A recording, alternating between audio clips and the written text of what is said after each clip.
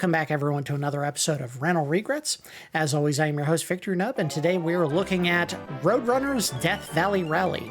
Developed by ICOM Simulations, published by Sunsoft, and released in the United States in November of 1992. ICOM Simulations was perhaps most famous for the Mac Venture series of games, for which we have played not one but two drinking games on the channel, Shadowgate and Uninvited. The third game, Deja Vu, A Nightmare Comes True, is on my to-do list, so if anyone was wondering where that game is, we will look at it eventually. Death Valley Rally involves players assuming the role of the Roadrunner as he runs through a series of frankly illogical road courses as he evades capture by Wile E. Coyote. The game is, of course, based on the Looney Tunes characters Wile E. Coyote and the Roadrunner. The cartoons featuring these two characters were always my favorite classic cartoons, primarily because of the seemingly endless creativity involved in the cat and mouse interplay between two characters that never spoke a single word.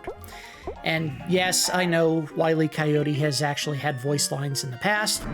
In particular, the phrase that always sticks out in my mind is Coyote referring to himself in one cartoon as Wile E. Coyote, super genius.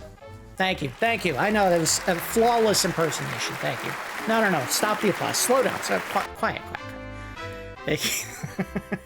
In his book, Chuck-a-Muck, The Life and Times of an Animated Cartoonist, creator Chuck Jones claimed that the team responsible for making Roadrunner and Wile E. Coyote cartoons strictly followed what he referred to as the Golden Rules. Number 1, the Roadrunner cannot harm the coyote except by going beep beep. And yes, in the book, he spells it beep beep, not meep meep. I know everyone thinks of the phrase that way, but that's how he spelled it, and he created the cartoons, so there you go. Number 2, no outside force can harm the coyote, only his own ineptitude or the failure of the Acme products. Number 3, the coyote could stop any time if he were not a fanatic, and he stressed that the reader repeat this to themselves. A fanatic is one who redoubles his effort when he has forgotten his aim, which was a quote from Spanish-American philosopher and writer George Santayana. Number 4, no dialogue ever except beep beep. And again, I know the coyote has spoken before, but I believe that was one or more cartoons featuring Bugs Bunny, so the same rules did not necessarily apply there. Number 5, the Roadrunner must stay on the road. Otherwise, logically, he would not be called a Roadrunner. I guess that's technically true. Number 6, all action must be confined to the natural environment of the two characters, the Southwest American desert. Number 7, all materials, tools, weapons, or mechanical conveniences must be obtained from the Acme Corporation. Number 8, whenever possible, make gravity the coyote's greatest enemy. And finally, number 9, the coyote is always more humiliated than harmed by his failures. Apparently, the principal writer of the characters for more than a decade, Michael Maltese, has stated that he had never heard of any of these so-called rules, but if you think about it, the cartoons rarely ever strayed from them, so I tend to believe Chuck Jones when he says that these were rules that they had to follow. Just a few more random facts before we get started. The characters were designed to be a parody of cat and mouse cartoons, specifically Tom and Jerry. According to an issue of the Looney Tunes comic book, the E in Wile E. Coyote stands for Ethelbert, so Wile Ethelbert Coyote.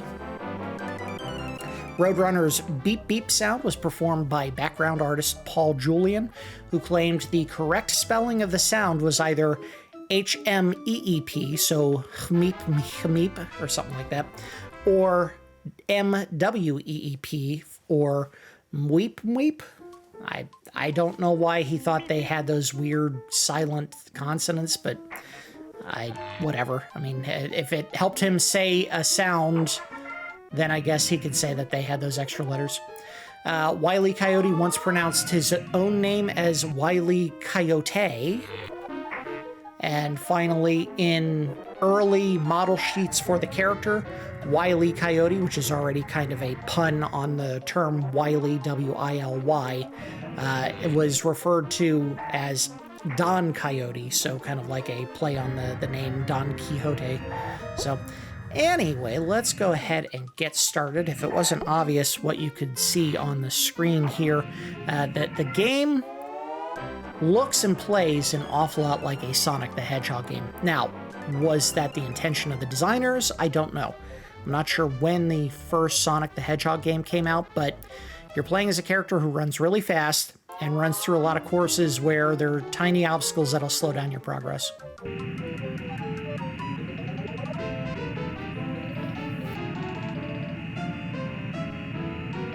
I think we stop here to identify the two. Yep. This is how they used to do it in the cartoons.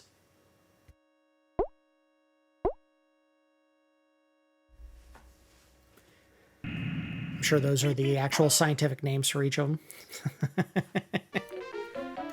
Alright, so you do, at normal speed, I believe, run just fast enough to stay out from the clutches of the Coyote, and then if you use his super speed, which I'll have to mess with the buttons to figure out what that is, he can run just a little bit faster than the Coyote. Also, if you use his super speed, he actually runs a little bit faster. He becomes invincible. And yes, they added a button to MEEP MEEP if you wanted to, and also a button to stick out the tongue, because these were important features that they had to add to the gameplay. Good news is, even though you're technically never supposed to be caught by the Coyote, in this game you can take 6 hits before you die. There is a time limit on each stage. I do not know why.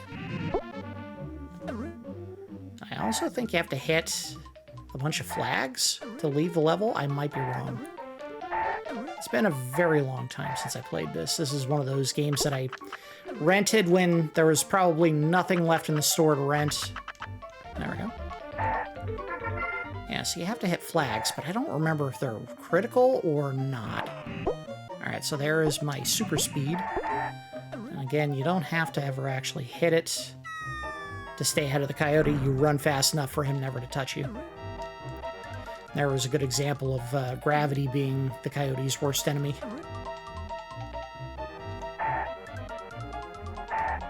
I feel like there's something back here I have to do. You can't kill that scorpion if he would get away from the ledge a little bit. Oh, get out of here, jerk.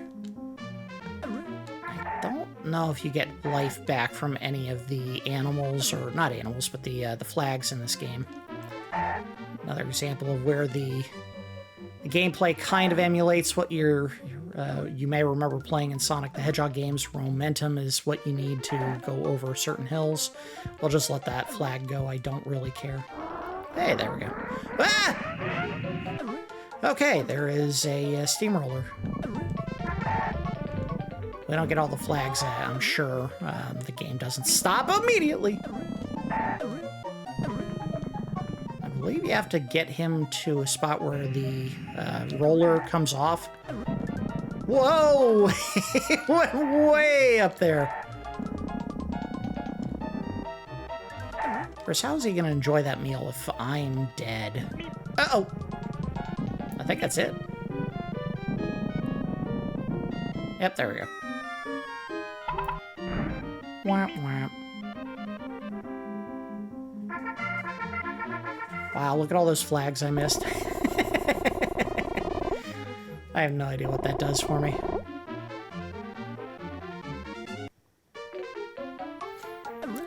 Sure, it's one of those things that's gonna just drive me insane. Uh-oh. I don't know if you can peck those. Well, probably not, because it's got a hand grenade in it.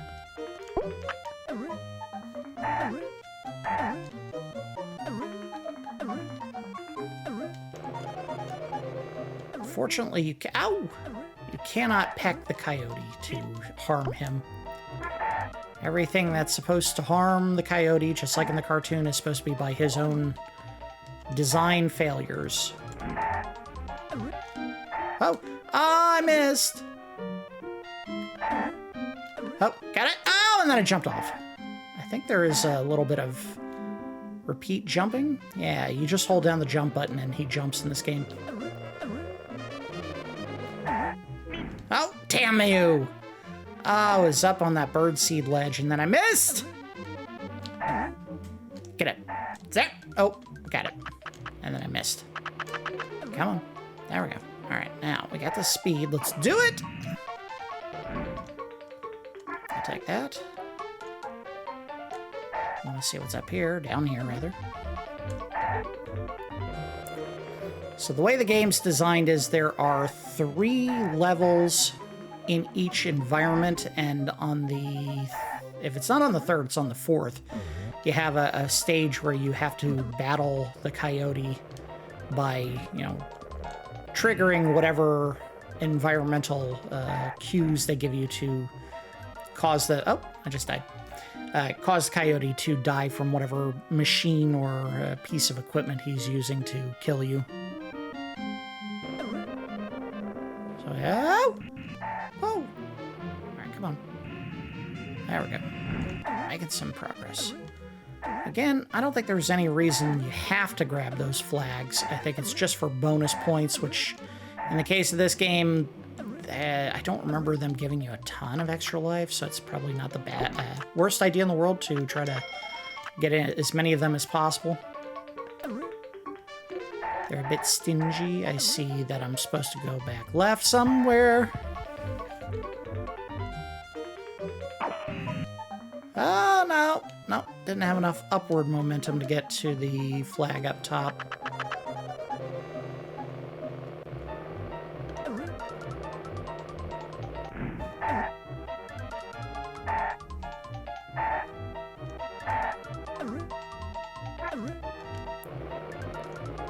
Now, the images that cartoon models that they use for Roadrunner and Coyote are roughly equivalent in size, but as I recall, Roadrunners are very small birds.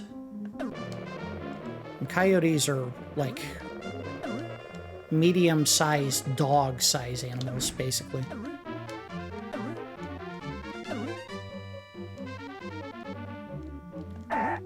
Ooh, thought I clipped that.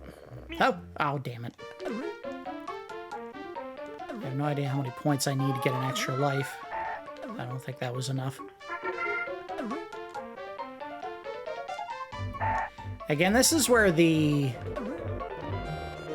Sonic the Hedgehog inspiration seems to come through, which is that the game stresses the fact that you're playing a character that's meant to run really fast, but they put you in environments where running fast is actually going to work against you because you're probably going to lose a lot of progress if you're just trying to blindly run as quickly as you can through each level.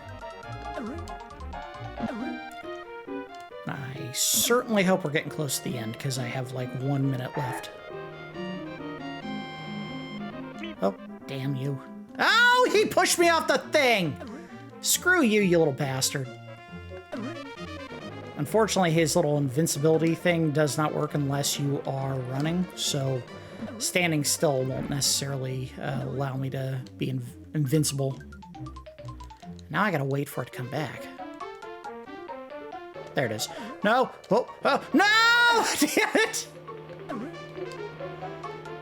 I have no idea if there's a checkpoint system in this game. I definitely missed. Damn it.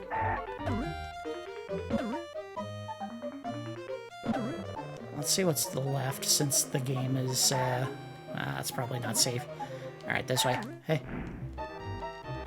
I'm not gonna make this. Oh, I will if I get this. Alright, come on, go. We just gotta go for it. Go for it! No! No! I'm gonna die. I really wish they didn't put time limits in platforming games. Well, I didn't die. That makes no sense. Alright, I guess there's really no actual meaningful time limit. Oh, damn it. Now I'm really losing progress. Get up here. I have no idea how to get back up there. All right, we're just going to have to do this a long way. Keep going.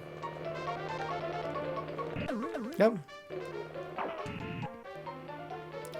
Made it. Made it.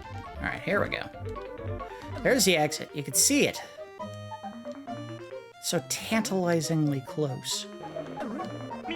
Now listen, when I was a kid, I had really fast reflexes, but I don't think putting an emergency or like a caution sign 2 feet away from a cactus that you can hit and take damage from is necessarily enough warning. Damn it. I'm gonna die. This is one of his most successful traps, is apparently just chucking airplanes with grenades in them at me. I'm dead. I'm dead. Damn it! If that stupid frickin' grenade hadn't touched me when I was making the jumps earlier. Or, no, I was on the moving platform when it hit me. The level would be done. Oh, well. This is not my favorite game of all time. I think maybe they made it a little bit less player-friendly than I would have liked. And also, who wanted to play a platforming game featuring Roadrunner? I think we're good. Yep, here we go. Oh, no, come on! Give me 2 frickin' minutes before you come back. Stay away. You're not wanted here. Yoop.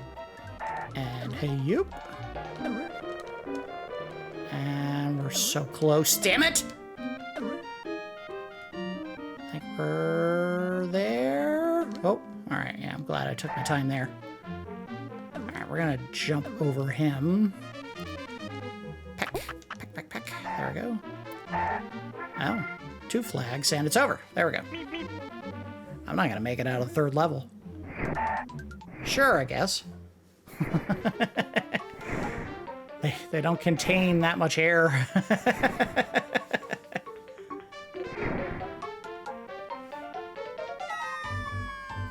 And there you go again. Gravity is his greatest enemy.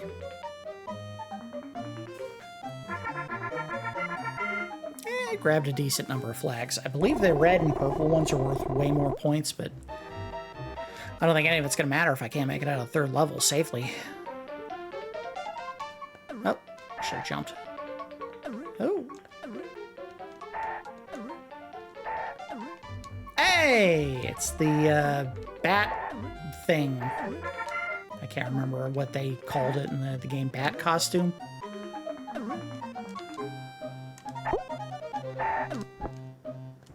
I think here all he has to do to damage you is just touch you. I also think you can make it all the way. Yes, you can, just by jumping. And I think they had to put that kind of stuff in case you did not have enough birdseed to get the momentum to make the climb there. Although I have no idea how I'm supposed to get up.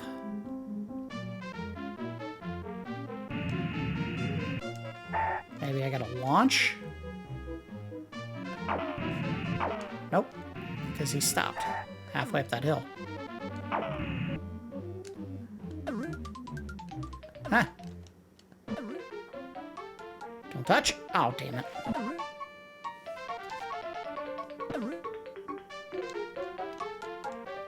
Oh, there's a platform. Oh, damn it. Yeah, if you press the invincibility button, nothing happens if you're not moving. Yep.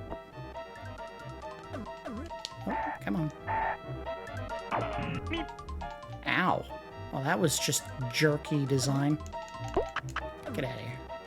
Oh, come on, I cleared him.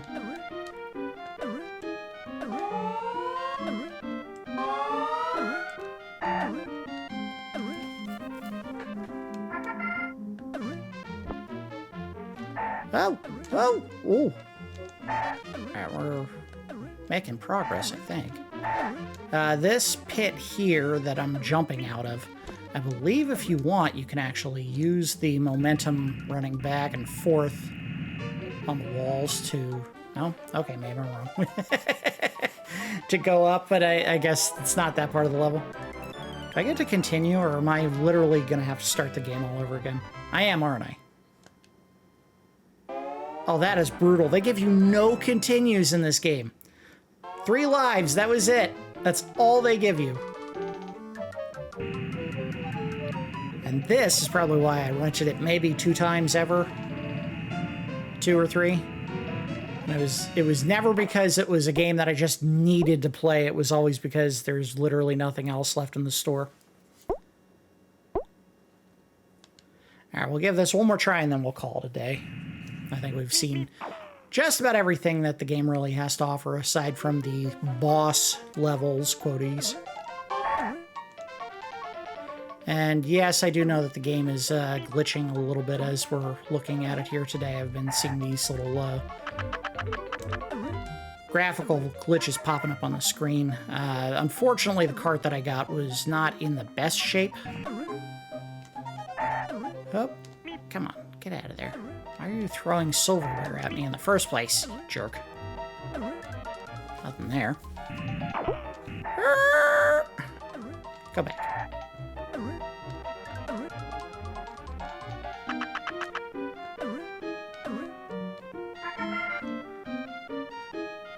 Oh, no, you don't. Ow! Oh, yes, you do. I don't know what hitting those does for me. Bye.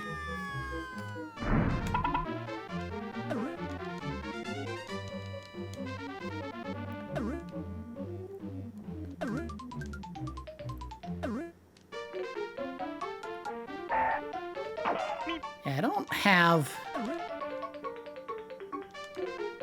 a ton of games that were required this way, but I believe this is one that was picked up as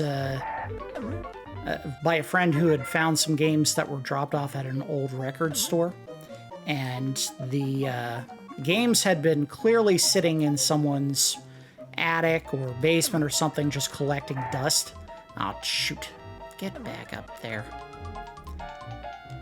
So they probably weren't taken care of very well for 15 years, basically just sitting somewhere, aging, rotting. Now, when I do have problems getting certain carts to work, what I will do is I'll actually crack them open and take out a little bit of rubbing alcohol and a Q-tip and just kind of clean off the circuit board. In particular, the points of contact that actually touch the inside of the console. I remember doing the best I could to get this one cleaned up. I will say, and I'm not going to say that this is necessarily, oh, come on!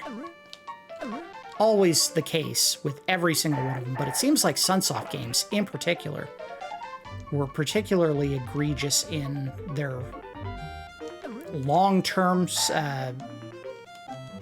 functionality. I ended up buying something like 2 or 3 copies of Blaster Master to look at on this channel, and did not. Uh-oh. Alright, we gotta go down here and see what it's gonna get me. Come on. Extra life. It's gotta be.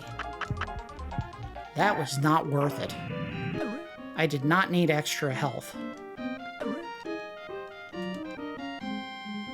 Wow, what a waste of time. There's no better way to describe it. That was just a huge waste of my time. Anyway, yeah, what I'll do is I'll crack open certain carts and take a look on the inside just to make sure that there's nothing I can do to clean them up if they are not functional. I would say I've had a very good success rate on getting carts to function after I struggled to get them to work on initial test. It's not 100%. Like I said, I've had 3 copies of Blaster Master, and I don't think any of them work in any way whatsoever. I don't know what it was about Sunsoft, but they did not have a good track record with their carts. I don't know if they were buying cheaper materials when they were building their physical copies of the games.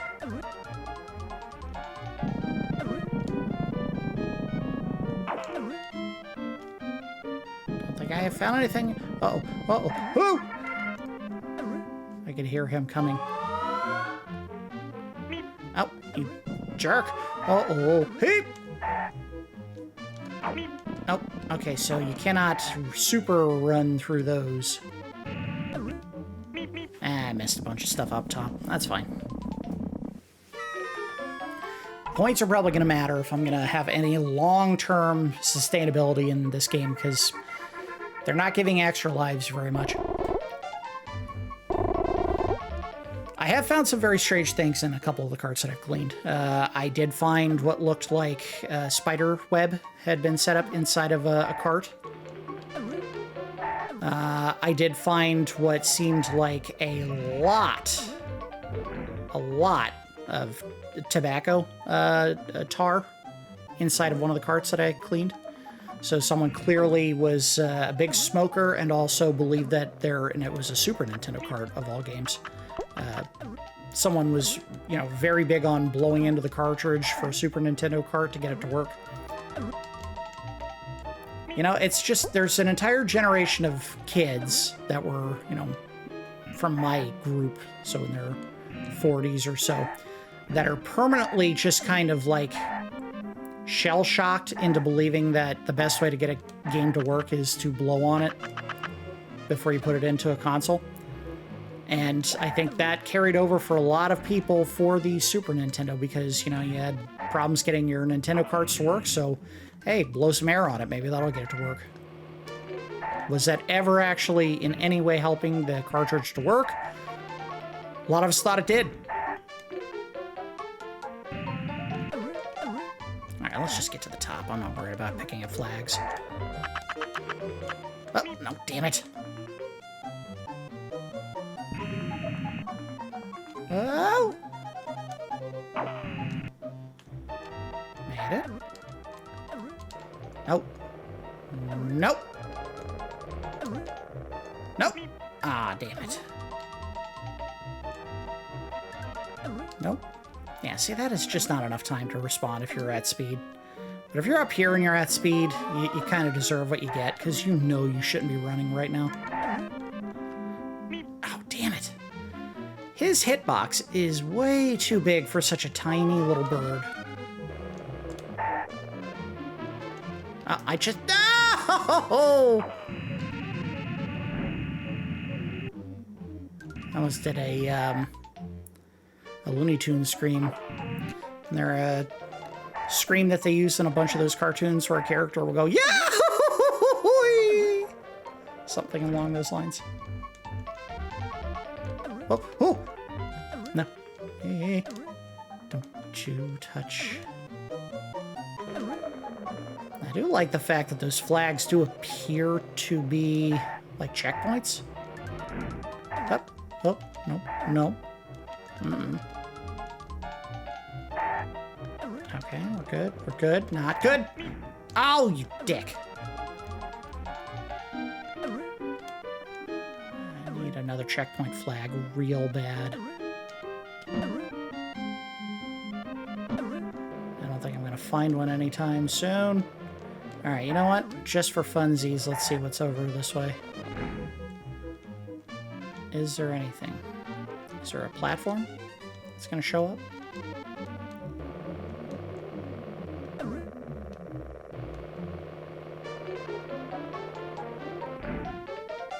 I don't see one.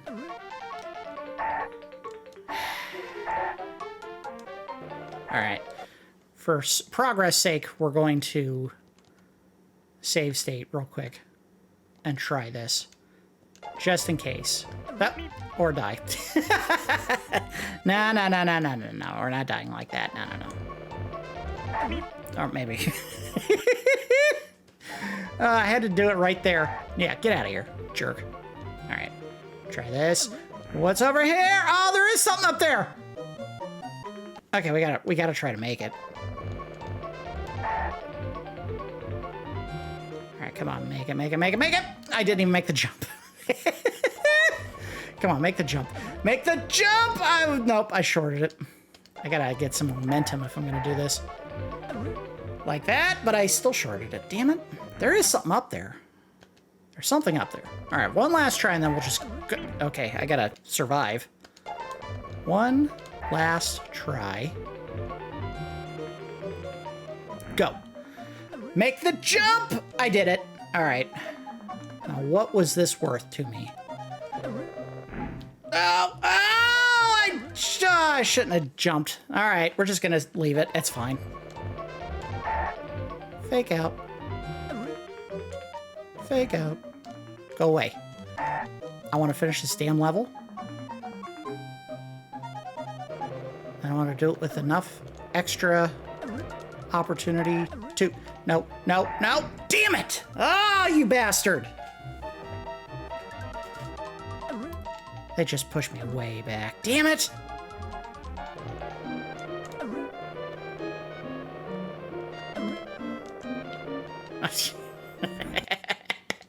We're just gonna load right where I was. Screw it.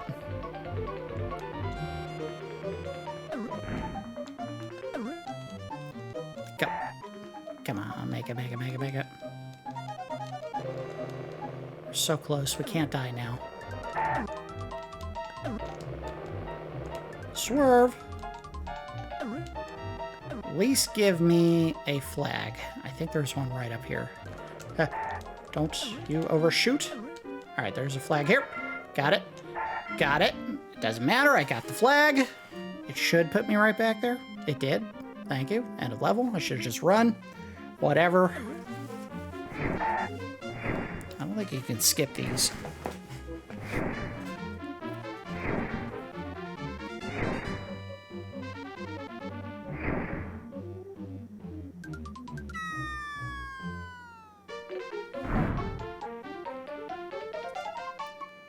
I like the little cloud ring, or the smoke ring that comes up off the ground when he lands.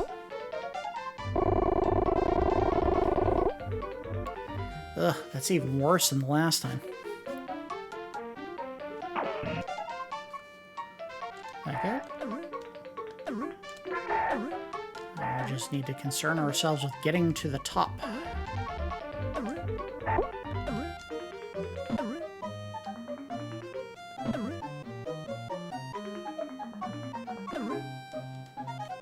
Oh.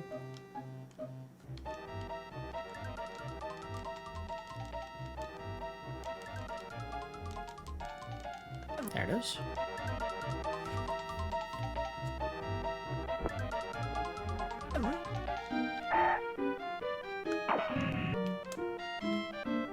Oh, nice launch. Nice launch. I do like that there are signs that kind of tell you which way you're supposed to be going. I think that's a smart call. Again, this doesn't seem like the American Southwest desert in any way whatsoever. Seems like it's got way too much verticality to it. Yes, I know. You can see in the background there's a bunch of buttes and tall structures and whatever.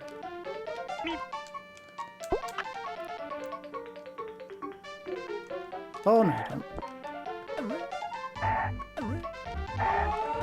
Alright, the game's saying I gotta go this way. So I guess this is how you get up. Up, up, up, up! Oh, you jerk. Alright, we're in the right spot. Whoa. Alright, we got a halfway point each, yeah. Even though if I die here, I'm not gonna... Alright, cool, we're done. Phew, that was a lot easier in the second level. And splat. Now, they missed one element of that particular cartoon, which I do remember quite well. When he hits the wall, his wings come off, and all he's got is little splines between them. The little, the metal things that go between each of the webs. Alright, so he built a catapult. Fast food. So I need to pack the arm, I guess. Or the fulcrum. From what I could see. Watch, I won't even make it. He'll manage to crush me with boulders that he flings without me getting anywhere near it. Right here. Owie! Okay, I don't want to do that very often.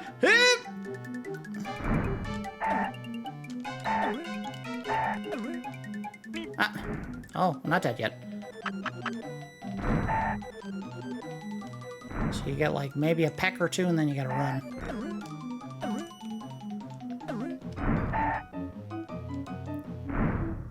rock. There we go. Oh, come on! Why is there 2 rocks flying? That thing can't be flinging rocks that often. That's ridiculous. All right. I don't think there's a whole lot else that we were going to be able to get to, because if I couldn't get past that area into the next one, which is not necessarily confined to the American Southwest, I do believe you leave and go to other parts of the world, as stupid as that is. But yeah, I think that was probably as good a look as we were going to get to the game. Final thoughts on Roadrunner's Death Valley Rally. I think graphically, they nailed the design and personalities of the characters.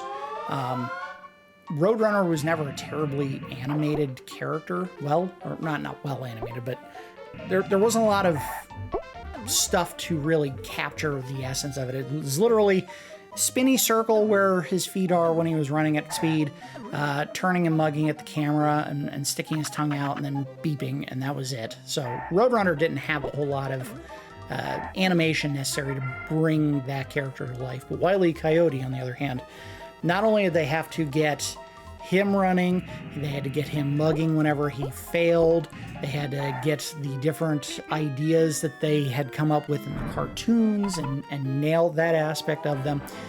For the few different designs that we actually got to see during the game, the rolling pin, him in the hot air balloon throwing little airplanes out, and then the bat suit that he wears in the game. They absolutely got them perfect. Now, this is a 16-bit video game doing all those characters and pixelated graphics, so of course, there's caveats to it. It's not going to be an exact representation of the original cartoons, but they got as close as they were going to get with pixel graphics, and I think they did a really good job representing him. Musically, I don't know if this was necessarily making me think of a Looney Tunes cartoon. I don't remember there being tons of music, or at least not very dramatic music in the Roadrunner Wile E. Coyote cartoons. It was usually, music that they would perform to the cartoon. A little beat would happen and they would play a little, instrumental leitmotif to, something had happened. Wile E. Coyote steps off a ledge and, looks down here, whoop, and then, it would fall and, doo, splat. And those were most of the songs or musical accompaniments that they had in Roadrunner and Wile E. Coyote cartoons, and really most Looney Tunes cartoons.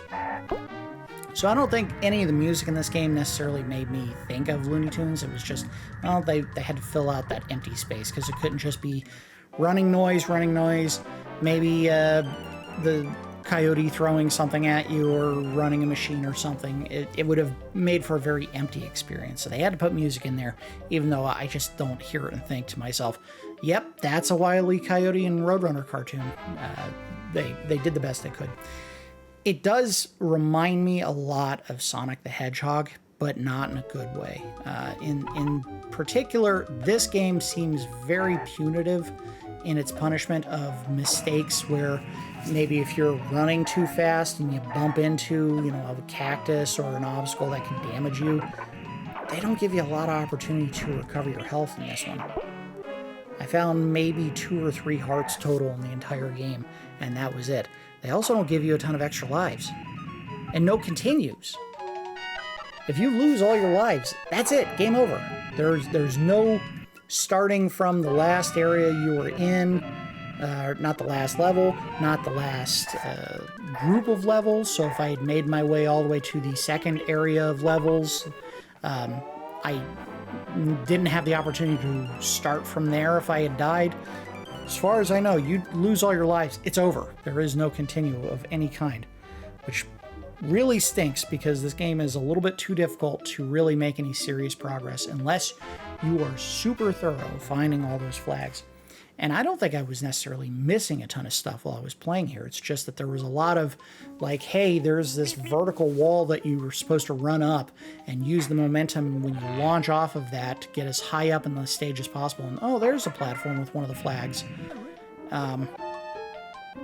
that aspect is, you know, kind of the kind of stuff that makes me think the most of Sonic. Running ridiculously fast and hoping that you're going somewhere where you're going to be able to advance in the level. Sometimes you do, sometimes, you know, you end up hitting something that's going to damage you, and maybe it wasn't a good idea to try to run super fast. Maybe you would have been better off just taking your time and exploring the level, which also brings to question, why did they bother putting a timer in the game? Because you get to the end of your timer and the level doesn't end or you don't die, it just stops. So why did they need a clock? It made no sense. You run out of time and then the game just keeps going. So what was the point? Is it to try to make you hurry when the game clearly is not designed for you to run as fast as you can everywhere? That was very counterintuitive. They probably should have just not bothered with the clock. I mean, if they were going to give you any special power-ups aside from, hey, peck this pile of birdseed so you gain extra super speed, which makes you invincible for a short period of time, they shouldn't have bothered with the clock in any way whatsoever, because it doesn't affect the gameplay, from what I could tell. It affects your points at the end of the level, but after, you know, 2 levels making somewhere around 20,000 points, I didn't gain a single extra life. So they short you on life, they short you on extra lives, they give you a clock that really doesn't mean anything ultimately, except for maybe some points. And there's a checkpoint system, but it's not terribly logical. It's just, hey, if you find a flag off the beaten path, that's your checkpoint. This is not a great game. That's what I'm saying. Graphically, they managed to get the characters' designs perfect, but everything else just says this was not a great idea for a video game. As much as I love Roadrunner and Wile E. Coyote, I don't think this ever needed to be made into a video game. As far as my regret, I absolutely regret renting it as many times as I did, and I don't remember renting it a ton, maybe 2 or 3 times. And again, it was one of those, there's nothing else in the store, we're already here, I want to rent something, I'll just pick this up again, even though I remember not thinking it was great the first time. And I think the driving force behind me renting it in the first place was the graphics, because again, for a 1992 video game, this looks shockingly accurate to the cartoons. It's just that, you know, it's not that fun. Yeah, I regret renting this as many times as I did. Thankfully, you know, we'll never have to look at it again, but yeah, it's disappointing when they get one aspect so right and everything else so wrong in the design of a video game. Looks great, plays terrible. That's the best way to describe this. That's going to do it for this episode of Rental Regrets. As always, I do appreciate each of you watching, and I will see you next time.